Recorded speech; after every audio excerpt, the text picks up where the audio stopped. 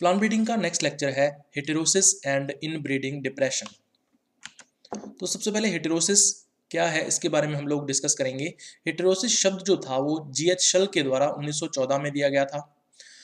तो इसको किस प्रकार से हम लोग परिभाषित कर सकते हैं, तो अगर संकरण के पश्चात जो F1 संकर विकसित होता है वो कई लक्षणों में, जैसे कि सामान्य ओज हो सकता है, अनुकूलन हो सकता है, उपज हो सकता है, इन लक्षणों में अगर वो अपने दोनों के दोनों जनकों से ही उत्कृष्ट होता है तो इसे हम लोग बोलते हैं हेटेरोसिस या संकर ओज। अब हेटेरोसिस जो है इसके दो पर्यायवाची शब्द हैं। इसको संकर ओज या हाइब्रिड विगर भी कहा जाता है और इसको बाह्य प्रजनन अतिवर्धन यानी कि आउट ब्रीडिंग एनहांसमेंट के नाम से भी जाना जाता है। तो अगर हेटेरोसिस की जगह पे ये दो शब्द लिखे हों तो इनकी परिभाषा भी वही है जो हेटेरोसिस की परिभाषा है। क्वेश्चन देखो किस तरह से आया हुआ है। F1 संकर की अपने दोनों जनकों से उत्कृष्टता दर्शाती है, तो यहाँ पे आंसर आ जाएगा हेटेरोसिस को दर्शाती है। संकरोज पर यानी कि हेटेरोसिस पर 2 नंबर की परिभाषा पूछी हुई है, तो ये आपको बता देनी है। उसके बाद संकर शब्द की खोज यानी हेटेरोसिस या संकर ओज शब्द की जो खोज है वो किसके द्वारा की गई थी, तो जीएच शल के द्वारा 1914 में ये शब्द दिया गया था, तो यहाँ पे आंसर आ जाएगा जीएच शल। संकर ओज शब्द किसने 1914 में दिया था, तो जीएच शल ने 1914 में दिया था। उसके बाद क्वेश्चन देखो, निम्न में से किस वैज्ञानिक ने संकर ओज की संकल्पना दी थी, तो इसमें आंसर आ जाएगा शल के द्वारा संकर ओज की संकल्पना की गई थी, तो इसमें सेकंड आंसर आ जाएगा। उसके बाद संकर ओज पे 2 नंबर की परिभाषा पूछी हुई है, तो ये परिभाषा आपको बता देनी है। उसके बाद जेनेटिक बेसिस ऑफ हेटेरोसिस यानी हेटेरोसिस का जो आनुवंशिक आधार है वो क्या है, तो इसमें 3 अलग अलग परिकल्पनाएं दी गई हैं वैज्ञानिकों के द्वारा। सबसे पहली प्रभाविता परिकल्पना या डोमिनेंस हाइपोथेसिस, दूसरी अति प्रभाविता परिकल्पना या ओवर डोमिनेंस हाइपोथेसिस, और तीसरी प्रबलता परिकल्पना या एपिस्टेसिस हाइपोथेसिस।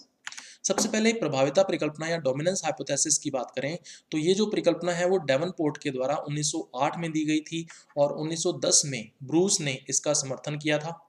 ये जो परिकल्पना है वो ये कहती है कि जो हेटेरोसिस उत्पन्न होती है वो प्रभावी युग्म विकल्पी की अप्रभावी युग्म विकल्पी पर श्रेष्ठता के कारण विकसित होती है। अब क्वेश्चन देखो किस तरह से आया हुआ है। संकरोज की प्रभाविता परिकल्पना, इस पे 4 नंबर का क्वेश्चन आया हुआ है, तो ये आपको लिख देना है। दूसरी है अति प्रभाविता परिकल्पना यानी कि ओवर डोमिनेंस हाइपोथेसिस। ये परिकल्पना किसके द्वारा दी गई थी, ईस्ट व शल के द्वारा 1908 में दी गई थी स्वतंत्र रूप से। इसका मतलब ईस्ट ने अलग खोज की थी और शल ने अलग खोज की थी, दोनों ने स्वतंत्र रूप से 1908 के अंदर ही अति प्रभाविता परिकल्पना दी थी। इस परिकल्पना के अनुसार जो हेटेरोसिस विकसित होती है वो विषम युग्मनजता के कारण होती है। इसका मतलब विषम युग्मनज जो जोड़े हैं उनकी संख्या किसी संकर के अंदर जितनी ज्यादा होगी उतना ही ज्यादा हेटेरोसिस उसके द्वारा प्रदर्शित की जाएगी। क्वेश्चन देखो किस तरह से आया हुआ है। संकरोज की अति प्रभाविता परिकल्पना किसके द्वारा प्रस्तुत की गई थी, तो ये अति प्रभाविता जो परिकल्पना है ये प्रस्तुत की गई थी ईस्ट व शल के द्वारा, तो यहाँ पे जीएच शल का नाम आ रहा है, तो इसमें आंसर आ जाएगा फर्स्ट जीएच शल। उसके बाद प्रबलता परिकल्पना या एपिस्टेसिस हाइपोथेसिस, ये 1952 के अंदर गोवन के द्वारा दी गई थी। ये परिकल्पना ये कहती है कि जो हेटेरोसिस उत्पन्न होती है वो उत्पन्न होती है जो अयुग्म विकल्पीय जीन होते हैं। अयुग्म विकल्पीय जीन का मतलब क्या है कि 2 अलग अलग जीनों के जो युग्म विकल्पी हैं उनके मध्य अगर अनुकूल रिएक्शन या इंटरेक्शन होता है या अनुकूल संक्रिया होती है तो उस कारण से ये कहता है कि जो हेटेरोसिस है वो विकसित होती है। अब क्वेश्चन देखो किस तरह से आया हुआ है। संकरोज के कारणों की विस्तार पूर्वक व्याख्या कीजिए, तो ये 3 जो परिकल्पनाएं हमने की हैं ये आपको लिखनी है। उसके बाद संकरोज के विभिन्न सिद्धांतों का वर्णन कीजिए 4 नंबर के अंदर, तो ये जो हमने 3 परिकल्पनाएं की हैं ये आपको लिखनी है। संकरोज के आनुवंशिक आधार क्या है 4 नंबर में बताइए, तो ये तीनों की तीनों जो परिकल्पनाएं हैं ये आपको लिखनी है। उसके बाद हेटेरोसिस का आंकलन या एस्टिमेशन ऑफ हेटेरोसिस, तो हेटेरोसिस को अगर हम आंकलित करना चाहते हैं तो 3 विधियों से कर सकते हैं। तो इस आधार पर हेटेरोसिस फिर 3 प्रकार की होती है। औसत हेटेरोसिस यानी एवरेज हेटेरोसिस, दूसरा है हेटेरोबैल्टियोसिस और तीसरा उपयोगी हेटेरोसिस या यूजफुल हेटेरोसिस। एक एक करके इनको डिस्कस करेंगे। सबसे पहले एवरेज हेटेरोसिस या औसत हेटेरोसिस की बात कर लेते हैं। तो जब संकरण से F1 संकर जो उत्पन्न होता है अगर वो मध्य जनक से उत्कृष्ट होता है तो इसे औसत हेटेरोसिस कहते हैं। अब मध्य जनक क्या होता है भाई? जो दोनों जनक हैं उनकी जो उपज है उनको जोड़ लो और 2 से भाग दे दो, तो जो उपज आएगी वो मध्य जनक की उपज होगी। ठीक है, तो इसे बोलते हैं औसत हेटेरोसिस। यहाँ पे फॉर्मूला आपको ध्यान में रखना है, AH बराबर F1 बार माइनस MP बार भाग MP बार गुणा में आ जाएगा 100। इस फॉर्मूले को ध्यान में रखना है। यहाँ पे AH हो जाएगा औसत हेटेरोसिस, F1 बार हो जाएगा F1 संकर की औसत उपज और MP बार जो है दोनों जनकों की उपज का औसत हो जाएगा। उसके बाद हेटेरोबाल्टियोसिस की बात कर लेते हैं हम लोग। तो इसमें वो ये कहता है कि संकरण से जो F1 संकर उत्पन्न होता है, अगर वो उत्कृष्ट जनक से उत्कृष्ट होता है तो इसे हेटेरोबाल्टियोसिस कहते हैं। अब देखो, 2 जनक हैं, दोनों जनकों में से एक नर जनक है, एक मादा जनक है, दोनों जनकों में से कोई तो ऐसा जनक होगा जो उत्कृष्ट होगा दूसरे की तुलना में, तो उस जनक से अगर F1 संकर उत्कृष्ट है तो उसको हेटेरोबाल्टियोसिस माना जाता है। इसके लिए एक फॉर्मूला दिया जाता है, HB बराबर F1 बार माइनस BP बार भाग BP बार गुणा करेंगे 100 से। तो यहाँ पे HB हेटेरोबाल्टियोसिस हो जाएगी, F1 बार जो है वो F1 संकर की औसत उपज हो जाएगी और BP बार जो है ये उत्कृष्ट जनक की औसत उपज हो जाएगी। हेटेरोबाल्टियोसिस पे 2 नंबर की परिभाषा पूछी हुई है, तो ये परिभाषा लिखनी है और साथ में फॉर्मूला लिखना है। तीसरा है यूजफुल हेटेरोसिस या उपयोगी हेटेरोसिस। ये जो शब्द है ये मेरेडिथ एंड ब्रिज के द्वारा 1972 में दिया गया था। अब इसके 2 पर्यायवाची शब्द भी हैं। इसको आर्थिक हेटेरोसिस या इकोनॉमिक हेटेरोसिस भी कहते हैं और मानक हेटेरोसिस या स्टैंडर्ड हेटेरोसिस भी कहा जाता है। आर्थिक हेटेरोसिस इसलिए कहते हैं क्योंकि जो कोई भी किस्म विकसित की जाती है तो उस किस्म की सबसे पहले जो हेटेरोसिस है, यूजफुल हेटेरोसिस जो है वो चेक की जाती है। ठीक है, उसके बाद ही कितना इकोनॉमिक या आर्थिक लाभ होगा वो पता चलता है। मानक या स्टैंडर्ड हेटेरोसिस इसीलिए कहते हैं क्योंकि कोई भी न्यू वैरायटी या नई किस्म विकसित की जाती है तो उसकी तुलना की जाती है पुरानी किस्म की हेटेरोसिस के साथ। तो इस प्रकार की हेटेरोसिस का प्रायोगिक रूप से हम लोग उपयोग करते हैं पादप प्रजनन के अंदर किसी भी नई संकर किस्म को विकसित करने से पहले या उसको मार्केट के अंदर रिलीज करने से पहले, विमोचित करने से पहले। परिभाषा देख लेते हैं। जब F1 संकर यानी कि जो संकरण से F1 संकर उत्पन्न होगा, अगर वो वर्तमान में प्रचलित उन्नत किस्म से उत्कृष्ट होता है तो इसे उपयोगी हेटेरोसिस कहा जाता है। तो वर्तमान में जो किसी भी फसल की उत्कृष्ट किस्म चल रही है, उन्नत किस्म चल रही है, उसकी तुलना में अगर उत्कृष्टता देखी जाती है तो इसको हम लोग यूजफुल हेटेरोसिस या उपयोगी हेटेरोसिस कहते हैं। तो इसके लिए फॉर्मूला ध्यान में रखना है, UH बराबर F1 बार माइनस CV बार भाग CV बार गुणा करना है 100 से। तो यहाँ पे UH हो जाएगा उपयोगी हेटेरोसिस, F1 बार हो जाएगा F1 संकर की औसत उपज और CV यहाँ पे बार हो जाएगा उन्नत चेक किस्म की औसत उपज। तो उन्नत जो स्थानीय या अभी प्रचलित किस्म है उसकी औसत उपज हो जाएगी। अब देखो आर्थिक संकरोज, तो इस पे 2 नंबर की परिभाषा पूछी हुई है तो ये आपको लिख देनी है। उसके बाद लग्जूरियंस या स्यूडो हेटेरोसिस आता है। इसमें हम क्या करते हैं, 2 अलग अलग जातियों के बीच में संकरण करवाते हैं जिसको अंतरा जातीय संकरण कहते हैं। तो उससे क्या होगा, अभी F1 संकर जो विकसित होगा, अगर ये F1 संकर अपने दोनों जनकों से उत्कृष्ट होता है तो इसको लग्जूरियंस कहते हैं। लेकिन कुछ और भी प्रभाव होते हैं इसमें। जो F1 संकर है अपने जनकों की तुलना में बहुत अधिक ओज व आकार प्रदर्शित करता है। एक तो उसकी ओज या विगर बढ़ जाती है और साथ में जो उसका आकार है या साइज है वो भी बढ़ जाता है। लेकिन उसके साथ साथ जो F1 संकर है वो बंध्या हो जाता है, या तो आंशिक रूप से या फिर पूर्ण रूप से बंध्या हो जाता है। तो ये इसका प्रभाव होता है। तो आप देख सकते हो जाति 1 का संकरण हम लोग जाति 2 से करवाएंगे तो इससे संकर विकसित होगा। ये जो संकर है अधिक ओज व आकार प्रदर्शित करेगा अपने जाति 1 व जाति 2 की तुलना में, और ये आंशिक या पूर्ण रूप से बंध्या होगा। तो इसको बोलेंगे लग्जूरियंस या स्यूडो हेटेरोसिस। उसके बाद असत्य संकर ओज पर 2 नंबर की परिभाषा पूछी हुई है तो ये आपको बता देनी है।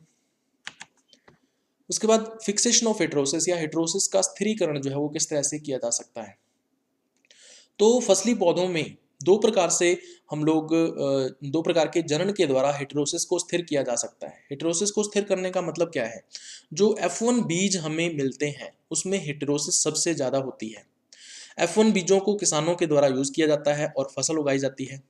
ठीक है, अब उस फसल से जो बीज मिलता है उस बीज की जो हेटेरोसिस है वो कम हो जाती है। ऐसा किस वजह से होता है? लैंगिक जनन की वजह से होता है। तो अगर लैंगिक जनन ना हो तो हेटेरोसिस उतनी ही बनी रहती है, वो कम नहीं होती है। तो इसका मतलब इसी को ही हम लोग क्या बोलेंगे? हेटेरोसिस का स्थिरीकरण। तो दो प्रकार के जनन के द्वारा हेटेरोसिस को स्थिर किया जा सकता है, एपोमिक्सिस या असंग जनन के द्वारा, और दूसरा एसेक्सुअल रिप्रोडक्शन या अलैंगिक जनन के द्वारा। अब यहाँ पे लैंगिक जनन का नाम नहीं आएगा, क्योंकि लैंगिक जनन होने से हेटेरोसिस जो है वो कम हो जाती है। क्वेश्चन देखो, कृंतक चयन यानी कि जो क्लोनल सिलेक्शन है के द्वारा संकर ओज का लाभ स्थायी रूप से किन फसलों में उठाया जा सकता है? तो ऐसी फसलें जिनमें अलैंगिक जनन होता है, अलैंगिक जनन वाली जो फसलें हैं उनमें इसका लाभ उठाया जा सकता है। तो आंसर आ जाएगा थर्ड, अलैंगिक जनन वाली फसलों में। उसके बाद क्वेश्चन देखो, कृंतक चयन यानी कि क्लोनल सिलेक्शन द्वारा संकरोज का लाभ स्थायी रूप से किन फसलों में लिया जा सकता है? तो इसमें एसेक्सुअली प्रोपेगेटेड यानी कि अलैंगिक प्रजनन वाली जो फसलें हैं उनमें ये लाभ लिया जा सकता है। तो उसमें सेकंड आंसर आ जाएगा। उसके बाद क्वेश्चन देखो 15 नंबर में आया हुआ है, संकरोज के सिद्धांत क्या हैं? तो जो थ्योरीज या परिकल्पनाएं हमने की हैं वो आपको बता देनी है। उसके बाद पादप प्रजनन में संकरोज के महत्व का वर्णन कीजिए। तो यही महत्व आपको बताना है कि अगर हम हेटेरोसिस को स्थिर कर लें तो किसानों को हर वर्ष नया संकर बीज खरीदने की आवश्यकता नहीं पड़ेगी। इसके अलावा हेटेरोसिस से जो उपज है किसी भी नई संकर किस्म की वो बढ़ जाती है। तो ये इसका महत्व आ जाएगा। उसके बाद देखो ट्रू फॉल्स में क्वेश्चन है, अलैंगिक प्रजनन वाली फसलों में संकरोज का लाभ स्थायी रूप से उठाया जा सकता है। बिल्कुल सही बात है। जिनमें अलैंगिक प्रजनन होता है उनमें जो हेटेरोसिस है वो स्थिर बनी रहती है, संकरोज स्थिर बना रहता है, तो उनमें स्थायी रूप से लाभ हम लोग उठा सकते हैं। तो आंसर आ जाएगा ट्रू। उसके बाद 15 नंबर में क्वेश्चन है, देखो संकरोज को परिभाषित कीजिए, परिभाषा दे देनी है, एवं इसके विभिन्न सिद्धांतों का वर्णन कीजिए। जो भी इसके थ्योरीज हैं या सिद्धांत हैं वो आपको बता देने हैं। 3 इसमें है। पादप प्रजनन में इसकी उपयोगिता भी बताइए। तो उपयोगिता मैंने अभी आपको बताई है इसकी, तो ये आपको डिस्क्राइब करना है 15 नंबर के अंदर। उसके बाद क्वेश्चन देखो, संकरोज को लंबे समय तक बनाए रखा जा सकता है। तो कैसे बनाए रखा जा सकता है? अभी क्लोनीय वर्ण के द्वारा ही ऐसा संभव है, क्योंकि क्लोनीय वर्ण क्या है? एक तरह का अलैंगिक जनन है। तो थर्ड आंसर इसमें आ जाएगा। उसके बाद क्वेश्चन देखो ट्रू फॉल्स में, एपोमिक्सिस F1 की अगली संतति में जीन का अलगाव रोकती है। बिल्कुल सही बात है। जो जीन का अलगाव है या जीनों का पृथक्करण है वो कहाँ पर होता है? लैंगिक जनन के अंदर होता है, और लैंगिक जनन में भी अर्धसूत्री विभाजन होता है, उस समय होता है। अब यहाँ पे जो एपोमिक्सिस है वो एक तरह का अलैंगिक जनन है, तो इसमें अर्धसूत्री विभाजन होगा ही नहीं, और जब अर्धसूत्री विभाजन नहीं होगा तो जीनों का पृथक्करण भी नहीं होगा आने वाली पीढ़ियों में। तो आंसर आ जाएगा ट्रू। उसके बाद 4 नंबर में क्वेश्चन पूछा हुआ है, एपोमिक्सिस का पादप प्रजनन में महत्व क्या है? तो एपोमिक्सिस के उपयोग से हम लोग हेटेरोसिस को स्थिर कर सकते हैं, जिससे किसानों को हर वर्ष नया संकर बीज खरीदने की आवश्यकता नहीं पड़ेगी। ये हमारा इसमें आंसर आ जाएगा। उसके बाद क्वेश्चन देखो, पौधों में संकर ओज को निम्न में से कौन सी विधि से स्थायी किया जा सकता है? तो इसमें देखो सबसे पहला अलैंगिक जनन है, दूसरा असंग जनन, उसके बाद बहुगुणिता। तो इसमें आंसर आ जाएगा उपरोक्त सभी। तो चौथा आंसर या फोर्थ आंसर इसमें आ जाएगा उपरोक्त सभी। उसके बाद इनब्रीडिंग डिप्रेशन की बात कर लेते हैं। अंत्य प्रजनन ह्रास इसको बोलते हैं। तो इसको किस प्रकार से परिभाषित कर सकते हैं? तो ये कहाँ पर देखने को मिलता है? परपरागित फसलों में देखने को मिलता है। तो परपरागित फसलों में नेचुरली या प्राकृतिक रूप से परपरागण होता है, लेकिन अगर हम उनमें स्वपरागण करवाएंगे बार बार तो ऐसा करने से उनकी जो ओज है या उपज है उसमें कमी आ जाती है, और इसी को ही अंत्य प्रजनन ह्रास कहा जाता है। अब अंत्य प्रजनन ह्रास परपरागित फसलों में कैसे होगा? जब हम निकटता से जो संबंधित हैं यानी कि क्लोजली रिलेटेड जो पौधे या प्लांट्स होते हैं उनमें जब हम क्रॉस करवाते हैं तो उससे यह उत्पन्न होता है। इस प्रक्रिया के अंदर जो विषम युग्मनजता है परपरागित फसल में वो कम होती जाती है, जबकि समयुग्मनजता है वो बढ़ती जाती है। अब ओज में कमी या उपज में कमी क्यों आती है? तो नॉर्मली क्या होता है, विषम युग्मजीय अवस्था में जो घातक अप्रभावी जीन होते हैं वो अपना प्रभाव जो है वो नहीं दे पाते, लेकिन जब समयुग्मनजता बढ़ती है तो जो घातक अप्रभावी जीन हैं वो समयुग्मजीय अवस्था में जब आ जाते हैं तो अपना प्रभाव दिखाने लगते हैं, जिससे पौधों को उसका नुकसान होता है, जिससे उपज में या ओज के अंदर कमी आ जाती है। तो जो प्रतिकूलित अप्रभावी जीन हैं उनकी संख्या बढ़ने से या स्थिरीकरण होने के कारण ही जो ओज है और उपज है वो कम हो जाती है परपरागित फसलों में, और इसी को ही इनब्रीडिंग डिप्रेशन या अंतः प्रजनन ह्रास कहा जाता है। क्वेश्चन देखो किस तरह से आया हुआ है। गेहूं, चना व मटर में अंतः प्रजनन ह्रास होता है।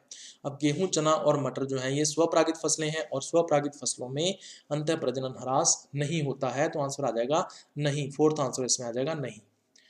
उसके बाद क्वेश्चन देखो, स्वपरागित फसलों में अंतः प्रजनन ह्रास व संकर ओज होता है, तो इसमें आंसर आ जाएगा कि स्वपरागित फसलों के अंदर अंतः प्रजनन ह्रास नहीं होता है, तो इसमें आंसर आ जाएगा फॉल्स। उसके बाद देखो, अंतः प्रजनन दाब 2 नंबर में परिभाषा पूछी हुई है, तो ये परिभाषा आपको बतानी है। फिर 15 नंबर में क्वेश्चन है संकर ओज व अंतः प्रजनन ह्रास को परिभाषित कीजिए, तो इसकी परिभाषा आपको देनी है। उसके बाद संकर ओज के विभिन्न सिद्धांतों का वर्णन करना है, तो 3 सिद्धांत मैंने आपको बताए हैं इसके, तथा पादप प्रजनन में इसकी उपयोगिता क्या है, तो उपयोगिता आपको बता देनी है।